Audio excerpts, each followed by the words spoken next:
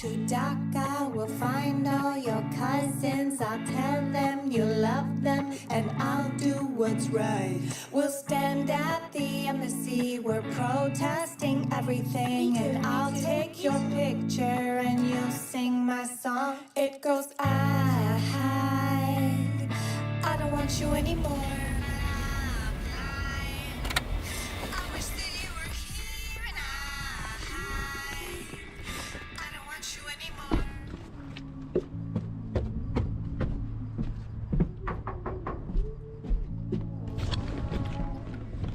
Thank you.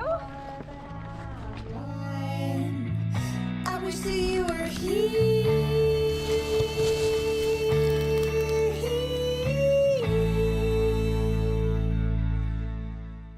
Hello, everyone, and welcome to another episode of This CanAsian Life. As always, I'm Gabby. And I'm Sue, and we're here with Winnie Hey.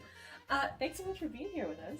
Thank you for having me. Oh my gosh, of course. We're here in Amiskwich, Waskagan, also known as Edmonton. We're on Treaty 6 territory in the Métis homeland, and we're here to talk about the intersections of different CanAsian artists in our life, and we're really excited to have a really cool and different conversation today. Yeah. Winnie, can you tell us a little bit about yourself and what it is you do? I'm the chef at Food's Repair Shop. It's a Chinese restaurant in downtown Edmonton. We've been open for a little less than a year now, and Awesome. that's what I do. I'm a big fan. I'm a big fan of foods. Oh my gosh. I question why Food's Repair Shop for a name. Can you tell us where that kind of came to be? Fu is like the is like a Chinese.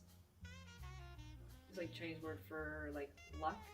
Oh. So, and one of my business partners and like the co-owners of the restaurant, growing up, he had like a little what are they called? Lucky sort of charm, yeah, above his like baby carriage with the word "fu" on it. Growing up, and so it was just like a nod to that. And then repair shop.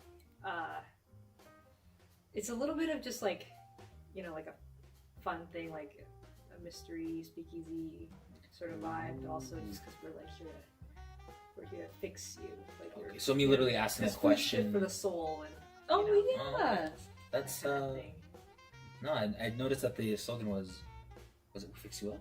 We fix you, yeah. Yeah, we Oh. fix you. Yeah. No, that's And that you do. Like, oh my gosh, I was there. The patio in the summer is Yeah. like the best. I love Food's patio. Oh Thank my you. goodness. And I really love the that there's that connection to like, that like home, that feeling of home in the idea of Food's.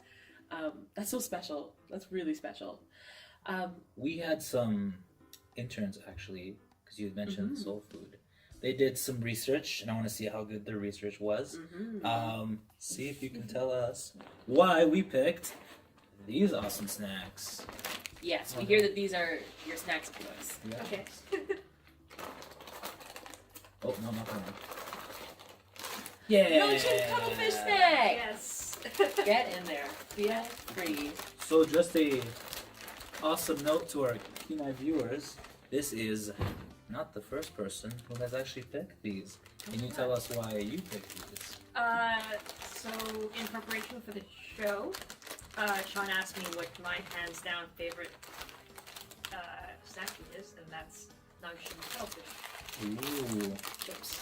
Also, Kai sponsor us, but that's Yeah. another that. Ooh. So good. They're so good. This show is the first time I ever tried these. They have like a weird little tear thing that made it really easy to open. That was the only time I was ever able to get it. The amount of times I've struggled with this bag is hilarious. Get the right. It's got to give it the right little notch. Yeah. Oh, there we go. Oh yeah. Hey. Boom. We also have shrimp crackers. No. Ooh, spicy flavor. I'm gonna try these. Yeah. Those definitely are like a close second, but I like the texture much better because they're like light and airy. He's got a good crunch. Yeah. Want to try it? Thank you. What's like? Do you have any like memories of like these stacks growing up? Like, is there like a tie to childhood or? Yeah, like, so growing up, like, my parents never really took us to like Save-Ons or Safeway. Like, it was always like Lucky or any of the smaller grocery stores in Chinatown, because that's kind of where I grew up right by right in like Little Italy, like the Royal Holly area. Like, that's where our house was. And then so yeah, I guess it was either we'd go to the Italian center that was down on 95th for like deli meats for our like sandwiches, or we'd go to like Lucky or like the smaller grocery stores in Chinatown. So like I didn't grow up eating like Lay's or like Old Dutch chips. Like we grew up eating these chips. Oh my gosh, like, these were the chips. Well, yeah, of course they are, and they're delicious. Like, I can't believe I've gone this long without these. Is the thing. Yes, the delicious snack. Wing. Yeah, no, I don't know why it feels like a sponsor segment for Dog and Cuddlefish. I mean, if they did, hey, we're not complaining. My question to you is kind of, where did you kind of figure or have the, like, is there a moment in time where you can relate to, like, this is when I wanted to become a chef? Like, that's a funny story because I actually never wanted to become a chef. Oh. Okay. Yeah. I'm just trying to answer. Yeah. Well, like, it's like I had very like stereotypical Asian parents who were always like, you should be a doctor, you should be a lawyer. Ah, yes, of course. We never heard that one before. Yeah. And then so like growing up during school stuff, I like worked in retail, and then I got super into like fashion and stuff, and then that was like distracting me from my schoolwork. So then my parents were like, you can't have this like after school job anymore because you're spending too much time on this. So then I met like a really good client through like one of my retail jobs who was a chef, and then he was like, well, do you want like a part-time job in a restaurant, just like cooking and whatever? And I was like, yeah, okay, that sounds chill. So then that's how I got into working in restaurants. And then so I was always, then after that, I was either, like throughout university, I was either working in retail or I was working at restaurants or doing a bit of both. And then like through like, I guess like friendship nepotism, I just like got like better positions at the restaurant, even though I like, because he knew I didn't want to do it, right? And I didn't want to like, that wasn't like the career for me. But then like he just like wanted, it was for him, it was like, like we should hang out, but also like I'll just give you a job so you can like hang out with me while we work together. Oh, nice. And then so like so then he'd take me to like cool events and stuff, and then we'd be like working, and like I was always like very diligent, and like obviously I took the job seriously and I worked really hard, and I like, but then like he always knew that I didn't want this to be my career, and then but it was always something that I liked doing as a hobby, and so I enjoyed cooking a lot at home, and then like for friends and stuff. But then eventually it just like I got in a position where it was like I was like super lost. I graduated university. I didn't know what I wanted to do with my life. And then a very familiar tale as yeah. well. Yeah. And then I was working at the Common, and it's really funny because I like when I got the job in the kitchen there, it was I knew the chef there as well, and she was just kind of like desperate for any like kitchen help, and I told her straight up that I didn't want any responsibility. Like I might move to a different city in like a few months, and so I don't want like I'm not trying to like climb up any ladders. Like I don't like I just here to work and then go home. That's it. And then some unfortunate things happened to like her sous chef there, and then I just ended up taking on more responsibility. Because it was just like, a void that had to be filled, and I'm not just gonna like stand by and be like, well, it sucks to be you, guys. Like, Them's the ropes. Yeah. Yeah. And then the owners there, who are now like my business partners, took a liking to me, and then they decided they wanted to open up a Chinese restaurant, and then they were like, hey, like, we need a Chinese chef. And I'm like, I guess I'm a Chinese chef. and then yeah, now I am the chef at Food Repair Shop. Even though I was always like, What did you go to school for? a variety of things. So firstly, like right out of high school, I was at the U of A for textiles and clothing science. Cool. Yeah. And then I went to McEwen for human resource management. And then I was at NATE doing web design. Wow. So you're just kind of like, Yeah, you're. I was really lost. It's a path, right? It's like you're always like, I don't know what I want to do, and then it like sometimes it comes to you. Sometimes you're in the process of like, I don't know what I'm actually gonna do, and then I like that you like tried a variety of things. Yeah. Because I feel like there's always the opposite end where no one tries anything, and like, but I don't know what I want to do, and I'm like, well, maybe try some things, and who knows? Yeah. what I actually like, that's just such a beautiful like picture that you're drawing there, because like all of those experiences have like kind of built Foos in my eyes anyways. Like, you know, Foos is such a strong aesthetic. It has like, you know, it's got such a strong brand. And like, I don't know, like I just feel like, and correct me if I'm wrong, but I feel like those are like really, all of those skills never went bad. Those are skills that you just have and are like are continually put to use.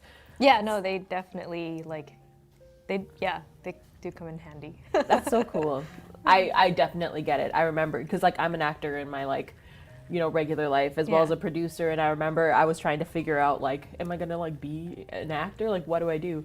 And the guy who plays Gus on Breaking Bad, Giancarlo Esposito, I remember him talking to somebody and being like, oh, you want to be an actor? Try to do literally anything else first. Like, if there's a single other thing you can do that will make you happy, do that. Yeah.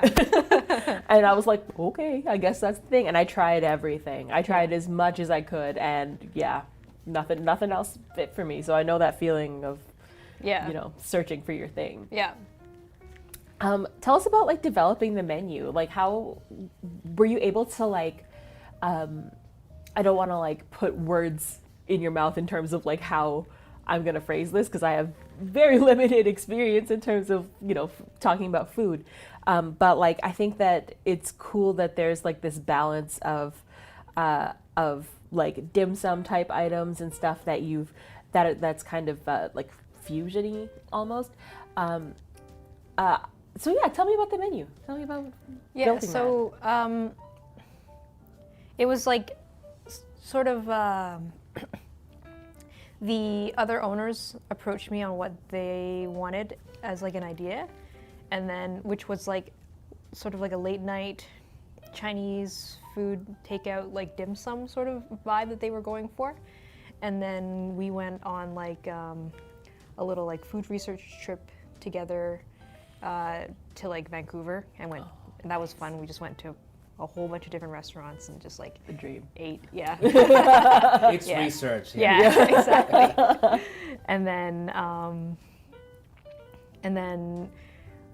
after that we came back and just like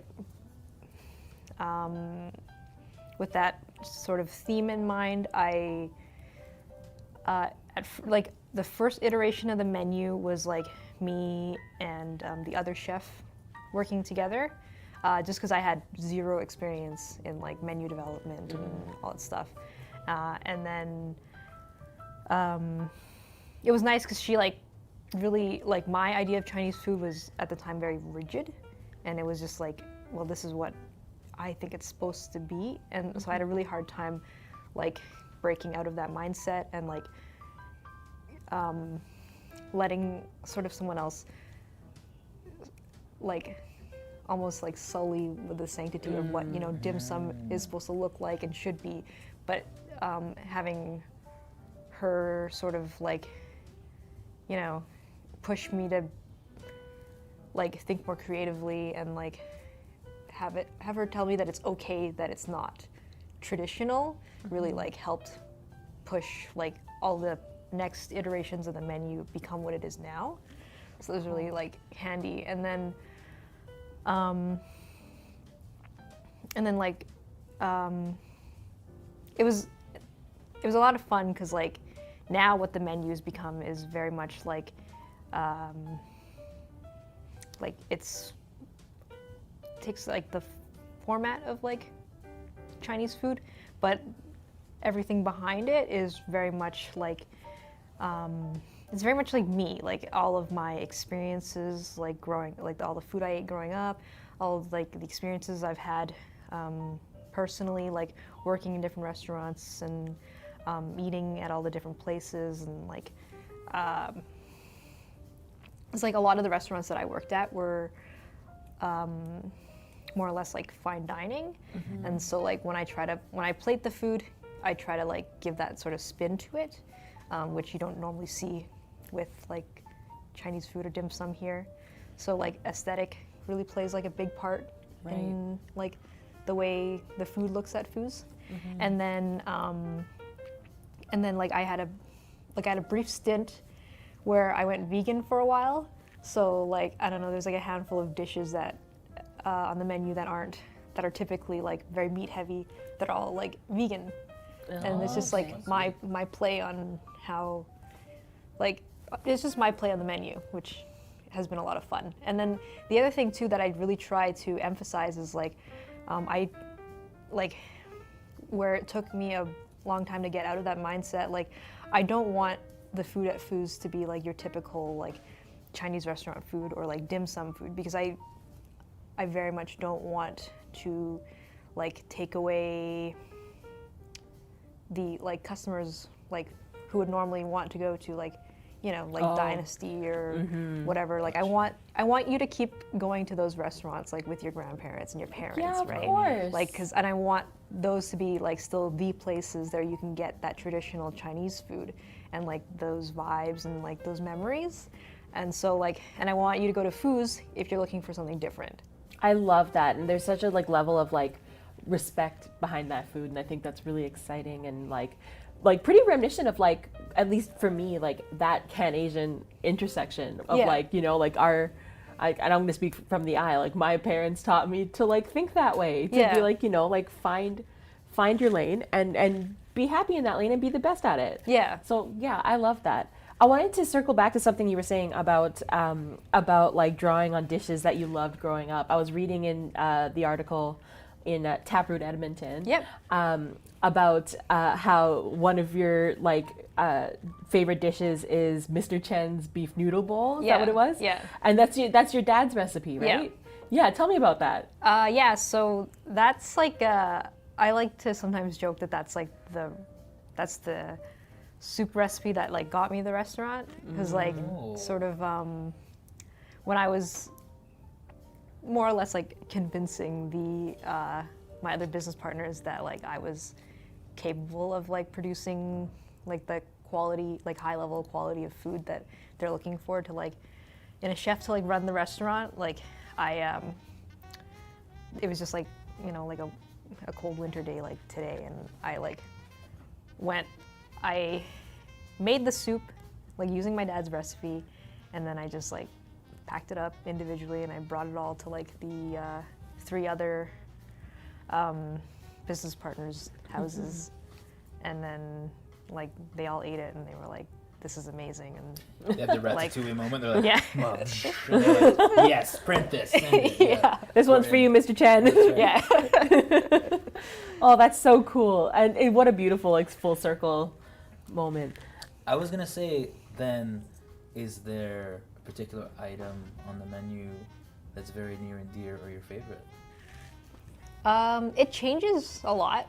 Right now it's like it's the Crazy Rich rice noodles, which is like my play on Singapore noodles. Oh yeah. Hence like Crazy Rich Yeah, of Asians, course. Singapore. Yeah. No, I'm picking up what you're Yeah, putting down. Oh, man, you're just making me hungry. You know, I gotta Truly, dive back into the shrimp crackers for a second. Had some food brushes, but that's kind of circling further back. I know that like I always had a moment where like obviously same thing, parents were like, hey, you're gonna do engineer, doctor, that whole route. I didn't do that, surprise. This is in a doctor's office? Yeah, like, well, it's actually the other left. No, but was there ever kind of like with your parents, because like it seems like they were so influential in your life and you love them dearly. Did they like? Was there a moment where they kind of came to visit, came to see you, tried out the food, and they understood that like this is what you wanted to do instead of like the traditional mystic three routes of like, you know, Yeah. would that ever kind of like happen, or are you looking forward to that happening? Like, what is that? Yeah, so I think once I became like a business owner, then that's when they were like, okay, fine, like, you know, That Yep, validity we'll do behind that. it. yeah. Yeah. Fair, valid. Like even when I was like cooking at like a fairly high level, still wasn't like good enough. Oh. It was like business owner, okay, fine. You know? Like as long as you're not working for someone or, you know, that was when it was like okay. Yeah, like they've been to like the first time they came to the restaurant, they like roasted it. They were like this. Oh snap! Yeah, Yeah. but they've come back since and they're like, okay, it's better now. But Well, you know, they're like, growing they're my pains. they're my toughest critics. Oh. What a good way to keep you humble. Yeah. I was gonna say, is it because of the kind of blend? Because sometimes like I hear that a lot, like Lebanese food. People want to die on certain hills. Like, I'm never going to put an avocado in anything ever. Don't ask me. I'm like, okay, but you guys should maybe try out some things. Is it because of that? Like, they want it to remain more traditional and they didn't get that you're like trying to expand? Or was there a mix of things? Yeah, it's a little bit of that, Okay. definitely. And then I think also just like, I don't know, because my parents are like amazing cooks. So then when I try to make Chinese food, they're like, Like, it's good. Because when guess, thanks. when I cook at home, I cook like, I make pasta and stuff like that. So then they're like, oh, this is so good. And then when I make Chinese food, they're like, stay in your lane. Like, have you tried going back to pasta? And you're like, oh, thanks, Dad. Yeah. No, interesting. I don't know. I've always kind of wondered that because I'm always like, what's the perfect kind of melody of fusion? And like, do you find that like when you try to push certain foods to go a certain direction, you're like, this is too much. I should bring it back to how it's traditionally made, or like, do you begin traditional and kind of expand on it, or do you try to integrate like certain ingredients to change it up? Yeah, I like try to start pretty traditional and then like go from there, so that I'm not like, so it's not too wild. Of course, can't while out. I wanted to chat about your work with APITA. Yep. So can you tell us a little bit more about what it is and your role in there? Yeah, so my role is actually like, honestly, it's pretty like backseat. I try to support whenever I can, however I can, but it's like with my like work schedule, it's fairly limited. I wish I could be more involved, but I don't know, that's life. Yeah. But, who are they? What do they do? So they are a collective of what's the I think it's like Asian Pacific Pacific Islanders, Desi. yeah. I think that's it, right? That's the- Asian Pacific Islanders Desi The Association. letters, Yeah. Yeah. Yep, that's right. Yeah. So and they focus on just like, I'd say like there's a bigger emphasis on like visual artists, Okay. and like but like mostly under like a queer lens. Okay. Cool. And they hold like meetups, and they try to do it monthly, but with like Christmas being how crazy as it was and whatnot, like they had to miss that, the last one, I think. But basically they're just get-togethers to try and like create connections with other artists under the same umbrella and stuff. And it's been really nice because I've met a lot of really interesting people. Like it's like sort of through that connection where I've through the grapevine met Sean. Oh, awesome. Oh, we know Look at that. guy. Yeah. We've heard of that guy. Yeah, and I think it's just like there's there's not really like a big goal to like conquer the world, but it's just like to increase like visibility and just to like create like a network and collaboration.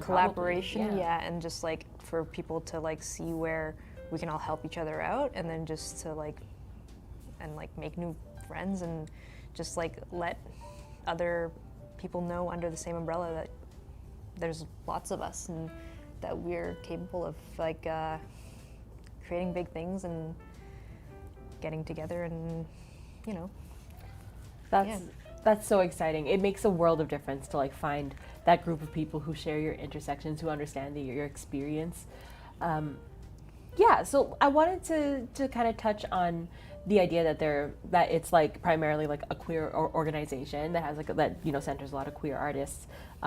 What did that feel like, finding that community for yourself? Like, was that something that you felt you were lacking before, or like how are you navigating as, you know, a queer person sharing the intersections that you have?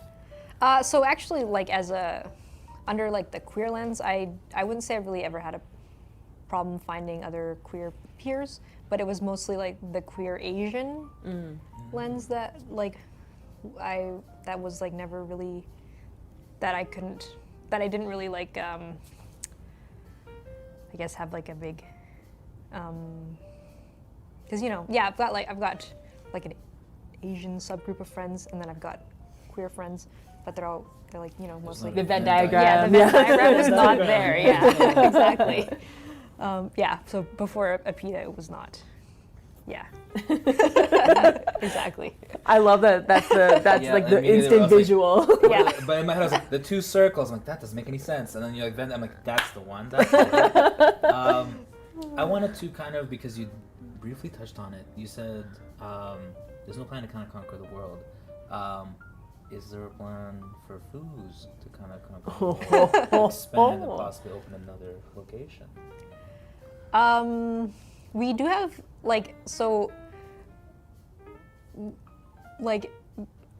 it's hard because we do have we do run a pretty long wait list on the weekends, and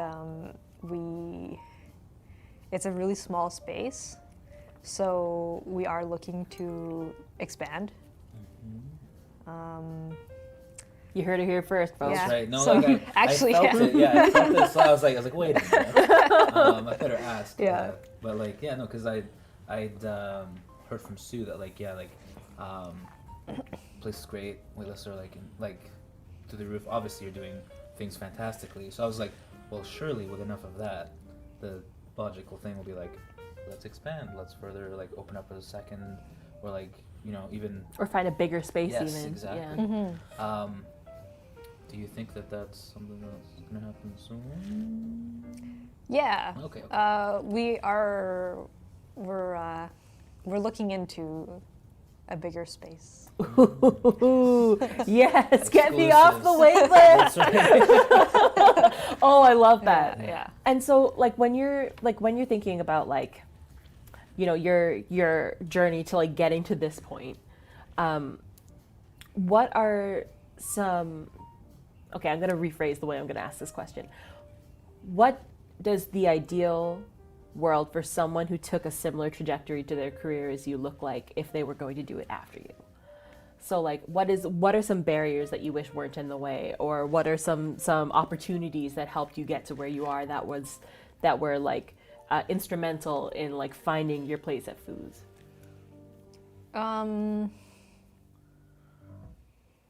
It's kind of a big question. Yeah. And I guess I can expand on like why I'm asking too. Like I think that a part of like why we do this show is so that we could all like work together to envision like what a better version of where we're at looks like. Yeah. So yeah, that's kind of what I'm curious about from your perspective. I guess just like one thing that I really struggle with is like asking for help. Yeah. A very familiar sentiment. Yeah. And I'm being attacked. No, that's fair. That's a pretty big one. Yeah. Do you think it's because more, always like trying to driven traditionally to be like, you solve it yourself, and that we never really are taught. Like growing up, that was never like, come ask me for help. It was like, you got a brain, don't you? I'm like, cool, I'll figure it out, I guess. Exactly. Our Google is the same. Yeah, Like, that's- exactly. Yeah. So, Yeah. do you think that was like kind of the driving force? Is it like, Yeah, it was like I think it's a mixture of that, and then also just like growing up with a bit of a language barrier. Like even if I wanted to ask my parents for help, it's like, well, my parents put me and my brothers in like French immersion as kids, and then so it was like even if I wanted to ask for help, it was like, well, we don't speak French, so Right. you know, or English very well. So there's the mixture of, got to do it yourself, and then also like even if I wanted you to help, it's like you wouldn't be able to help. So that, and then bringing that into adulthood was just very much like, well, I'll just do it myself. And so I think I've been lucky enough to be like surrounded by people who just really push me to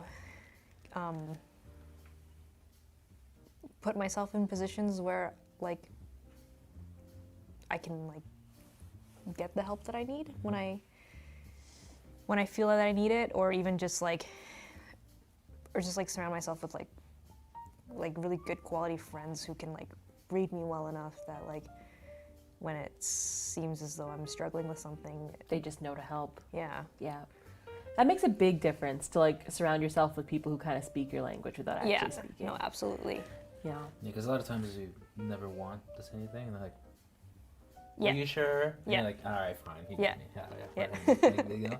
That's always the nice thing with like working with people in the kind of like arts community, and make it happen is like sometimes they're just like, I don't believe you, and I'm gonna help you out, and you're like, thank you, because I didn't want to say it. Yeah. Oh, Yeah.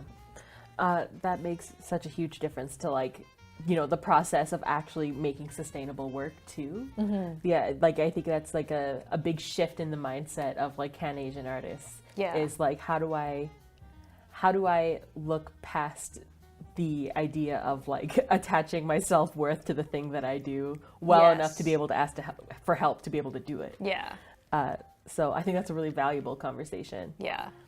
That's awesome. This is so great. This is I've been dying to meet you, honestly. Like even before like we started shooting this show, I was like, I want to know everything about this place. Sue really wants off that wait list. I want off the wait list. She is trying to do anything in her power to just Yeah. Well, Matt just waltz on in and be like, I know the chef.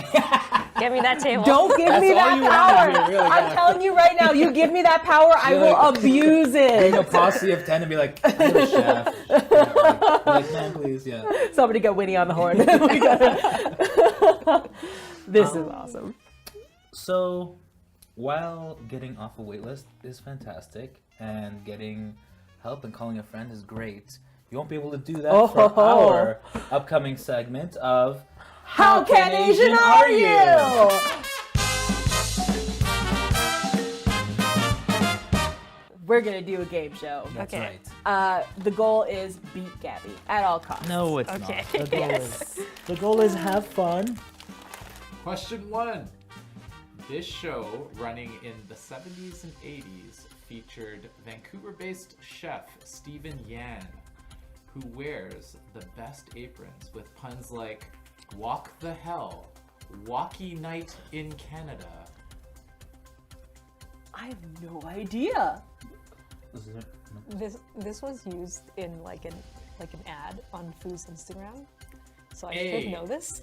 Oh, So what is the show name? A. Eat your walkout. B. Walk with Yan. C. Yan can cook. Is it Yan Can Cook? No. is it Walk with Yan?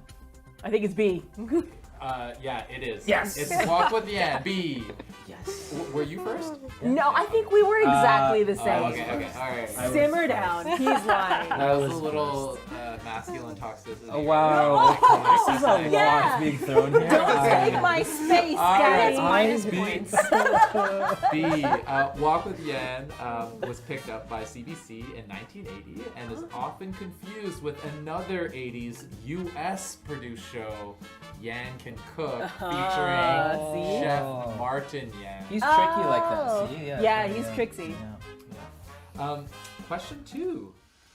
What percentage of the 1.7 million people identifying as Chinese came to Canada after the 2000s? Whoa. A, 50%, B, 30%, C, 65%. 30. Wrong. 50? Correct! Yes! 50%. According to StatsCan, 37.9% of the Chinese population immigrated from 2001 to 2015, Whoa. and 12.1% from 2016 to 2021. So yeah, Wow. over like about 50%. Exactly. That's quite a big, That's a huge migration. Question 3. Dear Goddess, give me patience, tired of trying to explain. I've got zero tolerance when they F with my sacred space. Are the first lines in artist Kim Mortal's 2022 anthem. The anthem's name is A, I Can't Trust You, B, I'm Blue, C, Sad Femme Club. Sad Femme Club?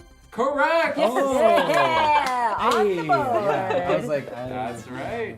Kim Mortal is a queer, non-binary Filipinx, multi-hyphenate artist born in Vancouver.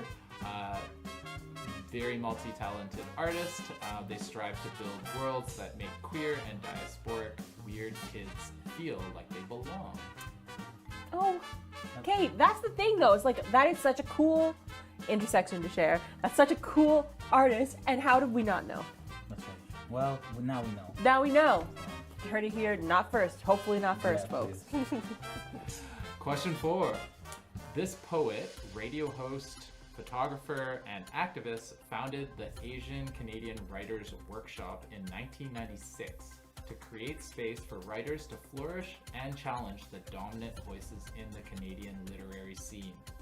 They are Madeline Tian, B, Jim Wong Chu, C, Wei-Sin Choi.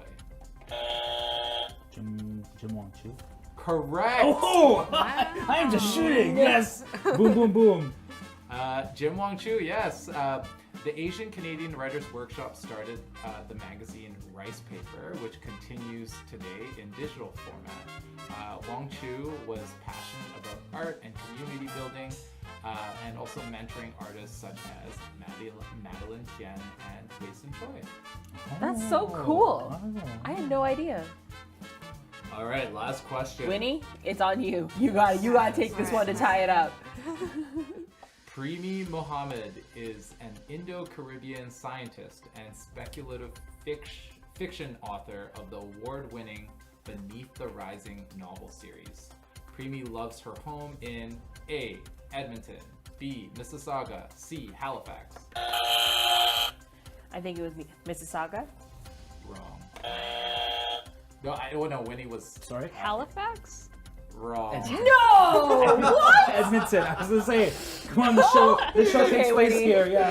Hey, Edmonton. Premi was born Cool. in Edmonton, grew up in St. Albert, and has notes and notes that the contrast and dichotomies of living in Edmonton have influenced her sci-fi writing. That is so cool. How did I not know? Well, Oh, okay. So Gabby won, but we don't have to talk about it. Great, Winnie. Thanks so much. Thanks so much for being here.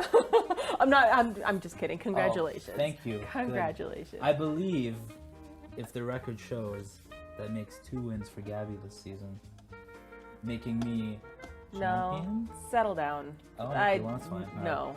Back to winning. Sure, that's fine. Yeah, back to Winnie. Winnie, is there anything else that's kind of like on your brain right now that you want people to know about your practice, about foods, about, notes to future self, anything? We got a fun pop-up coming up in March or end of March or beginning of April about food court Chinese food.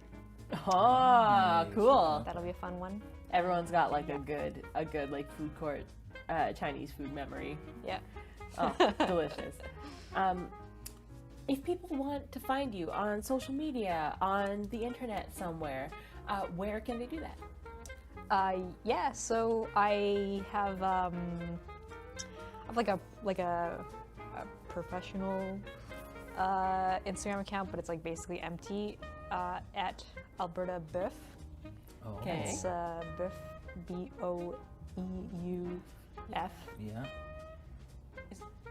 That's Yes, it'll be correct here somewhere on the screen whenever. Exactly. Yeah. When we figure it out. and then, but I'm more active on my other Instagram, which is at Oriental or Delight. But that's a weird one because I share that Instagram account with my friend Jordan. Oh, okay, yeah. I'm Oriental, he's Delight. I love it. Yeah. Winnie, thank you so much for spending this time with us. It was like we learned so much about, foods and about like how to build a menu. That's something I had no concept of before this. Yeah, no, thanks so much for having me. Excited to like name drop you and get Yeah. that wait list. Make no Please do. mistake, I'm going to. Like, I will do it. So you have a Yeah. policy in place. Exactly. Like take a picture of me and be like, no. It's like the Ghostbusters, but it's me. Great. Well, thank you so much. No, thank you guys both for having me. Oh, of course. And thank you for tuning in. This has been This CanAsian Life. Bye.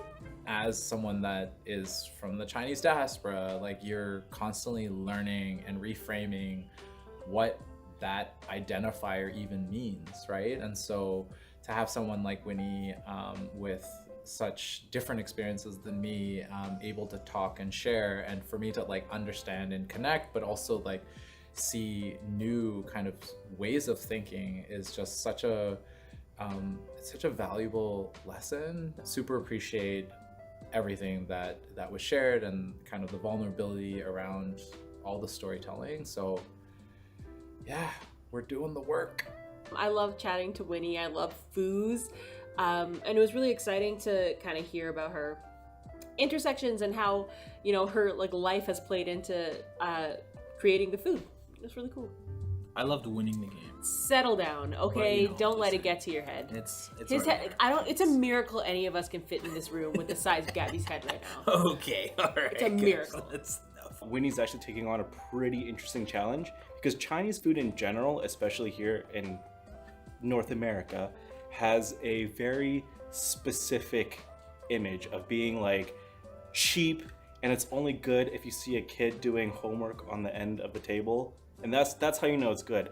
And you never see it in a context where we're familiar with in fine dining. So she's got a lot on her plate to take that on, and I'm excited to see how she does it.